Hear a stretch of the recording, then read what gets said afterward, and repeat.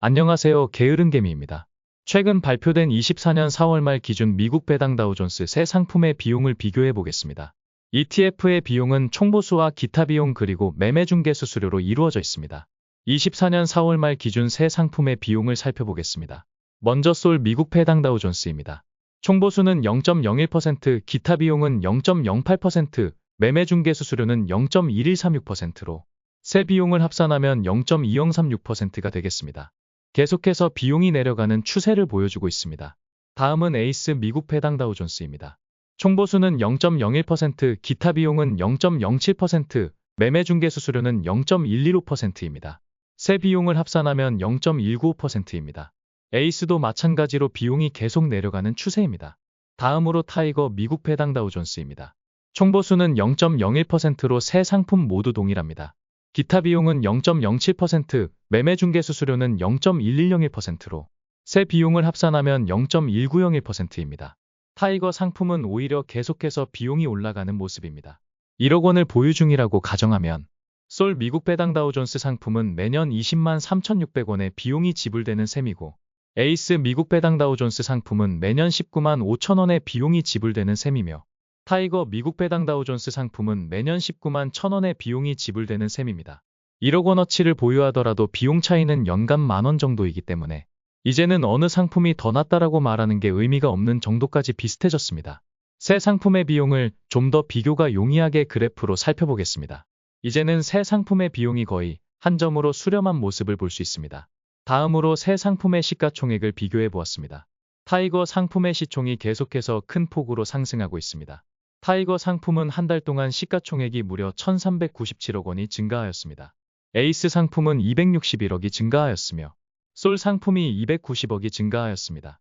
아직까지 시장의 선택은 타이거로 보입니다. 아무래도 시가총액이 클수록 고정비용을 줄일 수 있는 효과가 있다 보니 앞으로의 상황은 계속해서 타이거가 유리하다고 볼 수도 있을 듯합니다. 지금까지 미국 배당 다우존스 새 상품의 최신 비용을 비교해 보았습니다. 여러분들이 이 영상에 좋아요를 눌러주셔서 새 상품의 비용에 관심을 가지고 있다고 표현을 해준다면 자산운용사들이 이 새 상품의 비용을 꾸준히 낮게 유지하는 원동력이 될 거라고 생각합니다. 지금까지 게으른개미였습니다. 좋아요와 구독을 누르신 분은 부자 됩니다. 안녕하세요. 게으른개미입니다. 오늘은 올해 지금까지 받은 배당금을 공개하고자 합니다. 올해 현재까지 받은 배당금은 세금을 제외하고 1,597만원입니다. 국내 주식에서 1,588만원을 받았고 해외 주식에서 9만원을 받았습니다. 국내 주식은 제가 매주 보고서를 올리기 때문에 어떤 종목들을 보유하고 있는지는 대부분 아실 거라고 생각합니다. 해외 주식은 미국 고배당 ETF인 SPYD를 보유하고 있습니다. 이 종목은 수익이 약 250만원이 될 만큼씩 매년 매도하고 있습니다. 미국 주식은 매매 수익에 대해 양도소득세가 부과되는데 연간 250만원까지는 비과세이기 때문입니다. 이제 앞으로 2년이면 모두 매도해 보유 종목에서 사라질 예정입니다.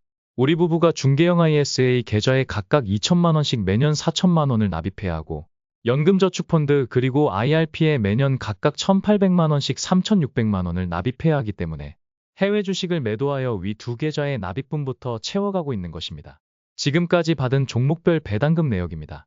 세금을 제외한 실제 수령액 기준입니다. 물론 연금계좌나 ISA 계좌에서 받은 배당금은 세전 금액으로 표기가 되었습니다. 대신증권 우선주에서 받은 배당금이 518만원으로 가장 많고 금호석유 우선주 367만원, 하나사무비에서 183만원 순으로 배당금을 받았습니다. 타이거 미국 배당 다우존스 종목은 월배당인데 보유 수량이 계속 늘어나면서 배당금도 매월 7만원 정도에서 현재는 10만원 이상으로 증가하였습니다. 지난 4년간 받은 배당금을 살펴보면 21년에는 1,735만원을 받았고 22년에는 2,742만원을 받았으며 23년에는 2,517만원을 받았습니다. 단기간으로 보면 배당금을 받더라도 결국 배당락 때문에 그게 그거 아니냐고 생각할지 모르지만 제가 배당금을 받은 4년 동안 받은 배당금만큼 계좌평가액이 줄어들었을까요? 그렇지 않습니다. 시간을 길게 바라보면 계좌평가액이 매년 받은 배당금만큼 줄어드는 게 아니라는 것을 알 수 있습니다. 여기에서도 배당 투자가 유효함을 알 수 있는 것입니다. 많은 투자자들이 단기간에 2배, 3배를 노리지만 현실적으로 녹록지 않습니다. 올해 남은 배당금은 대략적으로 신영증권에서 300만원 정도가 들어올 예정이고 진양홀딩스에서 반기 배당금을 기대하고 있습니다. 그리고 아리랑고 배당주와 타이거 미국 배당 다우존스 종목에서 대략 매월 20만원 정도의 월 배당금이 들어올 예정입니다. 그리고 분기 배당인 SPYD에서 매분기 10만원 정도 들어올 듯 합니다. 올해 예상되는 배당금의 합은 세후 2천만원 초반대로 생각하고 있습니다. 22년 이후로 배당금이 계속 줄어드는 이유는 보유 비중이 높은 금호석유 우선주의 배당금이 22년에 한 주당 1,050원이었는데 23년에는 5,450원으로 줄었고 올해는 다시 2,950원으로 크게 줄어든 게 첫 번째 이유입니다. 두 번째 이유는 올해 중개형 ISA 계좌에서 배당락 전에 일부 종목을 매도하고 배당락 이후에 매수하는 전략을 사용했기 때문입니다. 중개형 ISA 계좌가 올해 3월 만기였는데 배당금은 5월 이후에 들어오기 때문이었습니다. 다시 말해 5월 이후에 만기 해지하고 다시 신규 가입을 해야 하는데 3월 만기가 되자마자 조금이라도 빠르게 해지하고 다시 신규 가입을 하기 위해 배당금을 받지 않고 배당락 이전에 매도하는 선택을 했기 때문입니다. 하지만 몇몇 종목이 조금 더 오를 수 있다는 기대감과 여유 자금이 부족한 사정으로 중개형 ISA 계좌는 만기를 연장하였고 현재까지도 중개형 ISA 계좌에는 종목을 보유하고 있습니다. 3월 결산법인인 신영증권 종목도 3월 말 배당 기준일을 지나도록 보유했기 때문에 이제는 신영증권 종목의 배당금이 입금되는 7월에나 만기 이전할 계획입니다. 올해 배당금은 2천만원 초반대로 줄어들 예정이지만 25년에는 다시 배당금이 매년 우상향할 것으로 기대하고 있습니다. 다음은 현재 보유 중인 종목 현황입니다. 2020년 이후로 현재까지 투입된 원금은 4억 4백만원입니다. 그동안 받은 배당금과 실현 수익을 포함한 현재 평가액은 6억 4,872만원입니다. 이대로 보유한다면 대략 매년 세전으로 3천만원 정도 배당금을 받을 것으로 예상하고 있습니다. 앞으로 배당금이 연간 1억이 되어도 금융소득 종합과세자가 되거나 추가 건강보험료를 부담하지는 않습니다. 저와 와이프 그리고 두 자녀의 계좌로 분산하고 있고 중개형 ISA 계좌, 연금저축펀드 계좌와 IRP 계좌를 활용하고 있기 때문입니다. 지금까지 게으른개미였습니다. 좋아요와 구독을 누르시면 부자 됩니다.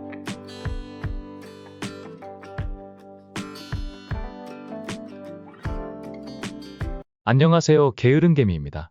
24년 5월 1주차 보고서입니다. 5월은 현재까지 코스피는 1.3% 상승하였고 코스닥은 0.5% 하락하였으며 제 계좌는 0.4% 상승하였습니다. 24년 연간 기준으로는 코스피는 2.7% 상승 중이고 코스닥은 0.3% 하락 중이며 제 계좌는 10.2% 상승 중에 있습니다. 다음은 월별 누적 수익금 현황입니다. 5월은 현재까지 250만원의 수익을 기록하고 있으며 24년 연간 기준으로는 5,969만원의 수익을 기록 중입니다. 투자보고서를 작성하기 시작한 2020년 이후 누적으로는 2억 4,606만원의 수익을 기록하고 있습니다. 최근 5년 연평균으로는 4,921만원의 수익을 기록하고 있는 셈입니다. 다음은 현재 보유 종목 현황입니다. 이번 주에는 중개형 ISA에 보유 중인 현금으로 아세아재질을 추가 매수하였고 아리랑고 배당주 배당금으로 아리랑고 배당주를 조금 추가 매수하였습니다. 아세아재지가 생각보다 지속적으로 하락하는 것을 보고 참지 못하고 다시 추가 매수하였습니다. 이번 주에는 금호석유의 1분기 잠정실적 발표가 있었습니다. 1분기 영업이익은 786억, 지배순이익은 1,025억으로 전년 동기보다는 낮은 수준이지만 전분기보다는 약간 높은 실적을 나타냈습니다. 실적이 최저점을 지나 꾸준히 상승할 것으로는 보여지지만 급격한 실적 증가는 기대하기 쉽지 않은 상황으로 보입니다. 증권사 분석 리포트도 비슷한 내용입니다. 합성고무와 MB라텍스의 실적이 좋아지고는 있지만 큰 폭의 상승은 없을 듯합니다. 다만 금호석유가 주총을 앞두고 앞으로 3년간 자사주의 50%를 소각하기로 결정한 점과 올해 발표될 새로운 주주환원책은 기대할 만한 점으로 보입니다. 만년 저평가 종목인 하나는 현재 지주회사 사업 개편을 추진하고 있습니다. 핵심은 모멘텀 부문에 대한 물적 분할인데 물적 분할에 대한 안 좋은 인식 때문인지 앞으로 5년간은 상장을 하지 않는다는 조건을 달았습니다. 우리에게 남은 것은 어떻게 할 것인가입니다.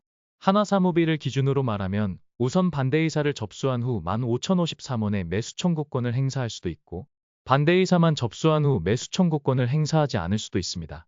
그리고 그냥 아무것도 하지 않는 방법도 있습니다. 제 생각에는 일단 반대이사를 접수하는 게 현명해 보입니다. 매수 청구 기간에 매수 청구권을 행사할지를 다시 한번 판단할 수 있기 때문입니다. 반대이사를 접수하지 않으면 매수 청구 기간에 매수 청구를 할 수 없습니다. 하나의 현재 가격은 14,950원으로 매수 청구 가격보다 약간 낮은 수준입니다. 주가가 매수 청구 가격보다 높다면 그냥 시장에서 팔면 되고 주가가 매수 청구 가격보다 낮다면 매수 청구하면 될 듯합니다. 참고로 반대의사 접수는 5월 13일 월요일 14시까지이고 매수 청구 종료일은 6월 4일 14시까지입니다. 반대의사는 증권사 앱을 통해 하시거나 유선으로 하실 수도 있습니다. 다음은 월별 원금 및 평가금 현황입니다. 현재까지 투입된 원금은 3억 9,700만 원 수준이고 평가금은 6억 4,300만 원 수준입니다. 지금까지 게으른개미였습니다. 좋아요와 구독을 누르신 분은 부자 됩니다.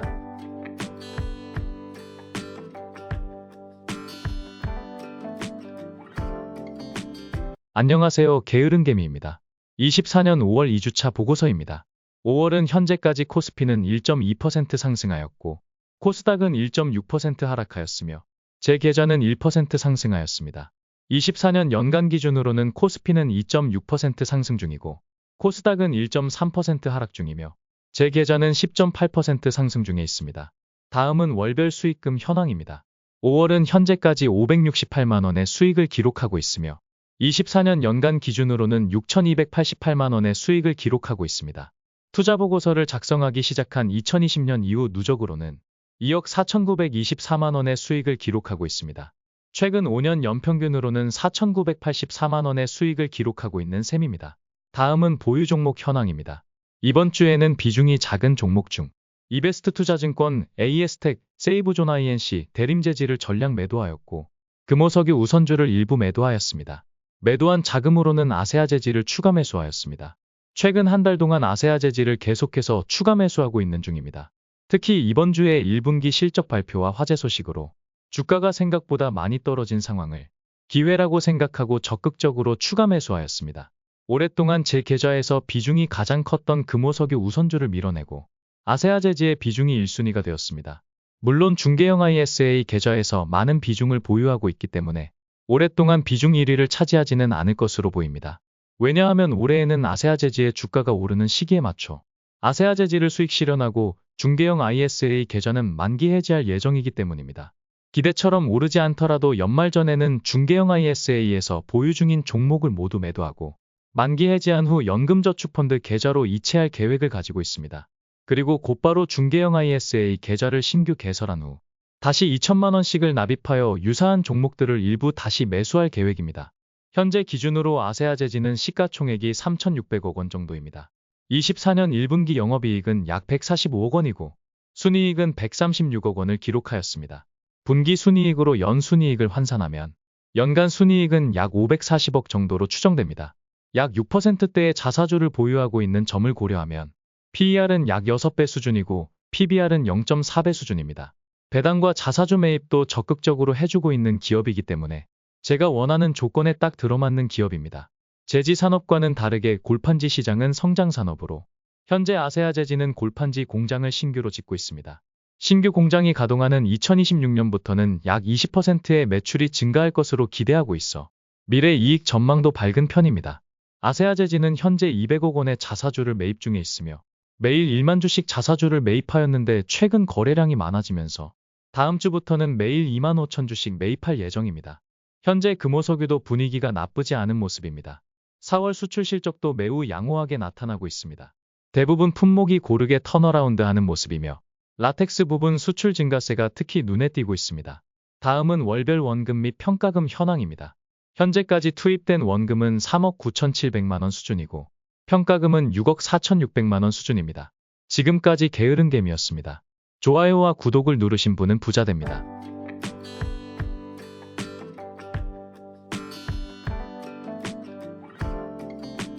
안녕하세요. 게으른개미입니다. 24년 5월 3주차 보고서입니다. 5월은 현재까지 코스피는 0.2% 하락 중이고 코스닥은 3.4% 하락 중이며 제 계좌는 0.5% 상승 중입니다. 24년 연간 기준으로는 현재까지 코스피는 1.2% 상승하였고 코스닥은 3.1% 하락하였으며 제 계좌는 10.3% 상승하였습니다. 다음은 월별 평가금 현황입니다. 5월은 현재까지 298만 원의 수익을 기록하고 있습니다. 24년 연간 기준으로는 6,018만 원의 수익을 기록 중이며 투자보고서를 작성하기 시작한 2020년 이후 누적으로는 2억 4,654만 원의 수익을 기록하고 있습니다. 최근 5년간 연평균으로는 4,930만 원의 수익을 기록하고 있는 셈입니다. 5월에는 추가로 400만 원의 현금을 투입하였습니다. 다음은 현재 보유 종목 현황입니다. 이번 주에는 연금저축펀드 계좌에 400만 원을 추가로 납입하여 타이거 미국 배당 다우존스를 추가 매수하였습니다.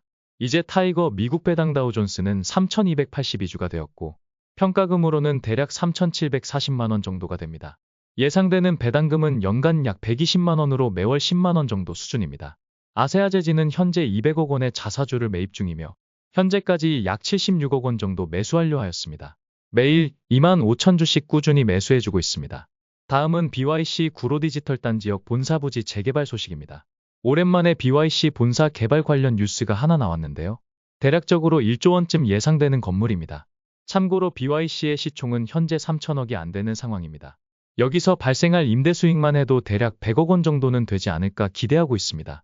요즘 국내 주식시장에서 HLB라는 종목이 이슈입니다. 저는 사실 이 기업이 구체적으로 무슨 일을 하고 있는지는 모릅니다. 하지만 이 종목에 왜 저는 투자하지 않는지 아주 간단하고 명확하게 말씀드릴 수 있습니다.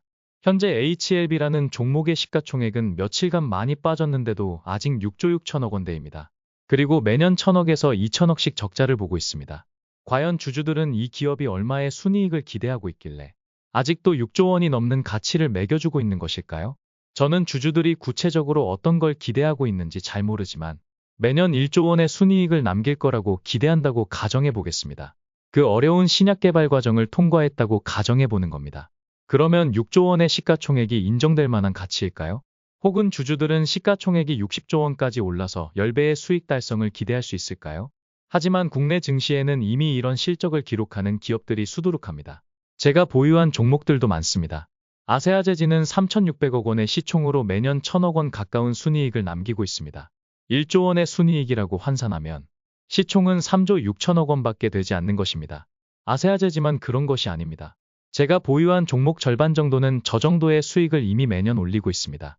이미 안정적으로 이 정도 수익을 올리는 기업도 허다한데 무엇을 바라고서 신약 개발 실패의 가능성이 존재하는 저 종목에 투자를 하는 것일까요? 신약 개발이 실패한다면 100분의 1로 쪼드라들어 시가총액이 600억이 되어도 비싼 상황이지 않을까요? 주식시장에는 두 종류의 기업이 있습니다. 하나는 실제로 돈을 버는 기업이고 하나는 주식을 발행해서 주주들에게 돈을 받아서 유지해 나가는 기업입니다. 영업으로 돈을 벌지 못하는데 기업을 유지시키기 위해서는 주식을 찍어서 돈을 받고 파는 방법밖에는 없습니다. 그리고 그 과정에서 온갖 가머니설로 회사 가치를 뻥튀기 시키는 기업이 많습니다. 참고로 앞서 말씀드렸듯이 저는 HLB를 잘 모르기 때문에 HLB를 콕 찍어서 말씀드리는 것은 아닙니다. 몇 년 후에는 얼마 정도 벌 수 있다거나 이것만 개발되면 전 세계 수십조 원의 시장을 흡수할 수 있다거나 유명한 어떤 기업에서 관심을 보였다거나 적자 기업의 이런 홍보에 관심을 가지지 말고 현재 찍히는 기업의 실적처럼 숫자에 집중해야 합니다. HLB의 발행 주식수입니다. 매년 주식수가 늘어나고 있습니다. 주식을 발행해 자금을 수혈하고 있는 모습입니다. 주식시장은 기업의 자금을 불어넣어주기 위한 시장이 맞지만 아이러니하게도 우리는 이런 기업에 섣불리 투자해서는 안 됩니다. 다음은 월별 원금 및 평가금 현황입니다. 현재까지 투입된 원금은 4억 100만 원 수준이고 평가금은 6억 4,700만 원 수준입니다. 지금까지 게으른개미였습니다. 좋아요와 구독을 누르신 분은 부자 됩니다.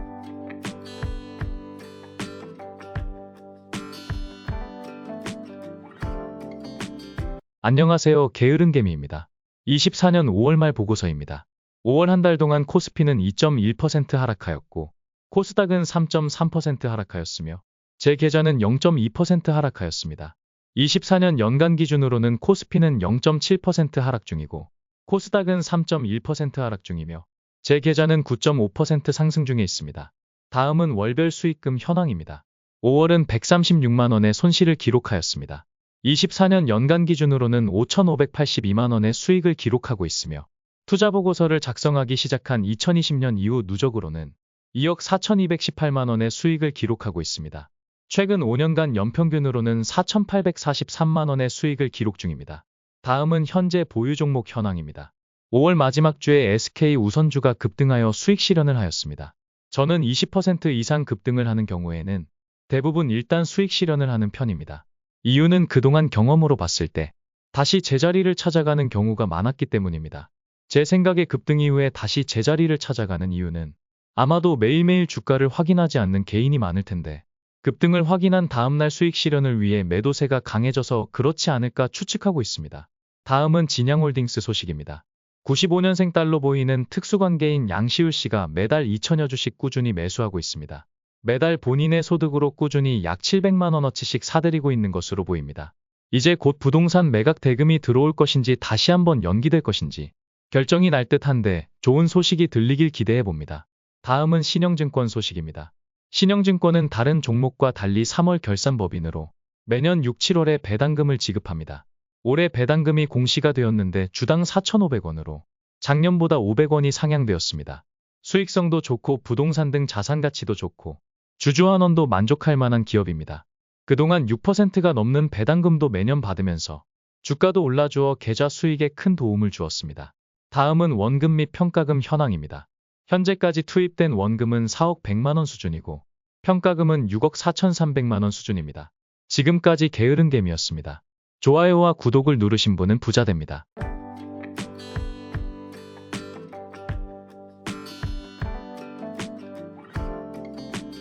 안녕하세요. 게으른개미입니다. 24년 6월 1주차 보고서입니다.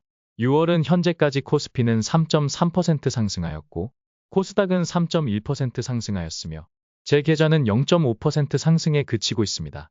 24년 연간 기준으로는 코스피는 2.5% 상승 중이고 코스닥은 보합 수준이며 제 계좌는 9.9% 상승 중에 있습니다.